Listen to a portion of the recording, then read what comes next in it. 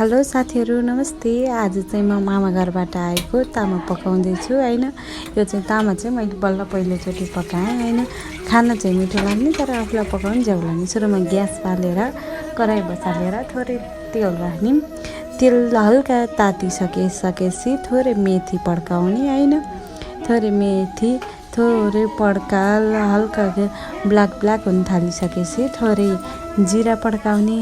त्यसपछि एउटा सिङ्गै प्याज चाहिँ त्यसमा राख्ने।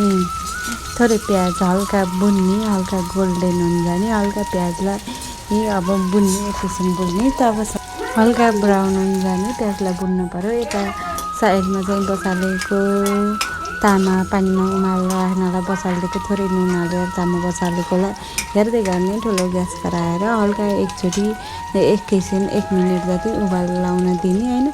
साइडमा उमाल लगाइसकेपछि त्यसलाई थोरै छान्ने भाँडोमा राख्ने।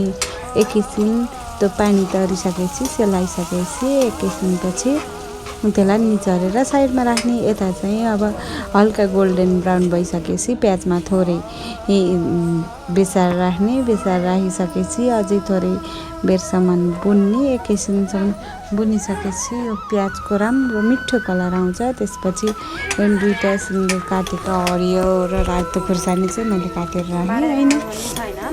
यो चाहिँ अप्सनल छ। यदि तपाईँले मसला पिसेर राख्नुहुन्छ भने साथै मसिनो गराएर काटेको लसुन राखेँ हैन। मलाई चाहिँ आज मिक्सरमा पिस्न ज्याउ लाग्थ्यो त्यही भएर हैन। अनि एउटा सिङ्गो टमाटर राखेर चाहिँ मैले हल्का बुने। अनि त्यसलाई थोरै नुन राखेर हल्का भुट्ने भने त्यो चाहिँ प्याज र टमाटर पनि पाक्छ हैन। त्यही भएर हल्का थोरै नुन राखेर हल्का सानो मध्यम ग्यासमा एकैछिन चलाउने।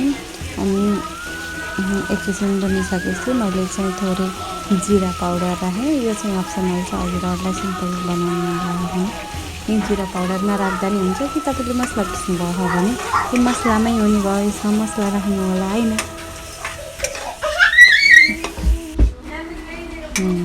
अनि एकैछिन भुट्दाखेरि यो चाहिँ टमाटर पाकेर यसले टमाटर प्याजले चाहिँ तेल छोड्न थाल्छ। तब चाहिँ टमाटर प्याज मसला पाको भनेर बुझ्दा पनि हुन्छ। अनि भर्खरै साइडमा उमालेर राखेको तामालाई चाहिँ निचोरेर राखेर यता चाहिँ अब यो कराहीमा राख्नुहोस् अनि हल्का भुट्नुहोस्। चर्ती भुटेको मिठो हुन्छ। एकैछिन 5 मिनटसम्म मध्यम ग्यास गराएर तामा चाहिँ भुट्नुहोस् हैन।